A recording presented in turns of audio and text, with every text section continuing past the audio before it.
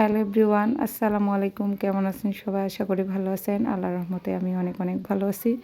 অনেক দিন পর একটা ভিডিও নিয়ে আসলাম। অসুস্থতার কারণে ঠিকমতো ভিডিও করতে পারি না। তো যাই হোক, সকালবেলা আপনাদের ভাইয়া বাজার করে নিয়ে আসছিল। আমি ভিডিও করতে পারি না বললাম তো, ব্যস্ততার কারণে, অসুস্থতার কারণে। মাছ মাংস নিয়ে আসছে, তো এগুলো সুন্দর করে আপনাদের ভাইয়া আমি দুজনে মিলে পরিষ্কার করে ফ্রিজে রেখে দিছি। শরীরটা খুব অসুস্থ।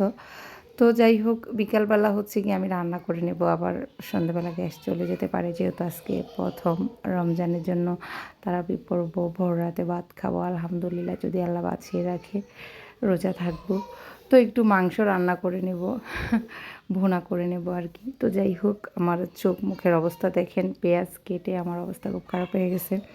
এই দেশি পেঁয়াজগুলো কাটতে গেলে আমার অবস্থা, চোখের অবস্থা খুব খারাপ হয়ে যায়। আমি কান্না করতে করতে আমার বিরক্ত লাগে একেবারে। কি করব, সংসার জীবনে কত কি করতে হবে, কিছুই করার নেই, তাই না? অনেক কিছুই সহ্য করতে হয়। বিয়ের আগে তো এসব করতাম না, মা করতো, বোন করতো, বুঝতামও না। কিন্তু এখন বিয়ের পর বুঝতেছি বাবা, সংসার কী জিনিস, রান্না বান্না, বাচ্চা সামলানো, স্বামী সামলানো, কত কি বাবারে, এত কাজকর্ম বাবা, না চাইলেও করতে হবে, কিছুই করার নাই। যতই বিরক্ত লাগুক, এটা করতে মন চাইবে না কিন্তু করতে হবে, ওইটাও করতে মন চায় না কিন্তু করতে হবে। যাই হোক, আমার চোখ মুখ দেখে হয়তো বা বুঝতে পারতেছেন আমার শরীরটা তেমন কিন্তু ভালো না। আমার ঘুম কম হয়। এখন আমার প্রেগনেন্সির সময় 9 মাস চলতেছে। তো অনেকেই আমাকে জিজ্ঞেস করেন যে আপু, আপনার শরীরের কী অবস্থা, আপনার কী অবস্থা? আসলে আমার শরীরের অবস্থা তেমন ভালো না। এটা আপনারা, আমি ঠিকমতো অ্যাক্টিভ না, ওইটা দেখেই বুঝতে পারবেন। আমি এখন ঠিকমতো অ্যাক্টিভ থাকতে পারি না, ভিডিও করতে পারি না, ভিডিও দিতে পারি না অসুস্থতার কারণে। আর সবথেকে বড় কথা হচ্ছে, ভিডিও দিতে মন চাইতো যদি ভিডিওতে একটু ভিউজ থাকতো। মানে ভিডিওতে কোনো রকম ভিউজ নাই, বুঝছেন? এমনিতেই শরীর ভালো না।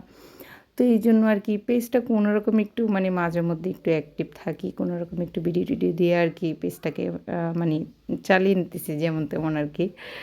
যাই হোক, সবাই দোয়া করবেন আমি যেন খুব তাড়াতাড়ি সুস্থ হয়ে যাই। আর এই তো দেখেন, বলেছিলাম না ভুনা করব, একটু মরিচের গুঁড়া না বেশি হয়ে গেছে। আমি অনেক জাল খাই, প্রচুর পরিমাণে জাল খাই, কিন্তু মাংস কষানো হয়েছে আর কয়টা আমি ভাত খেয়ে নিছিলাম, কারণ আমি সন্ধ্যেবেলা আর খাবো না, একেবারে ভোর রাত্রে খাবো। তো তখন দেখতেছিলাম মানে অনেক অতিরিক্ত জাল হয়ে যাচ্ছে, বাবুরা খাইতে পারবে না, ওরাও কিন্তু জাল খাইতে পারে, মানে একটু বেশি হয়ে গেছে।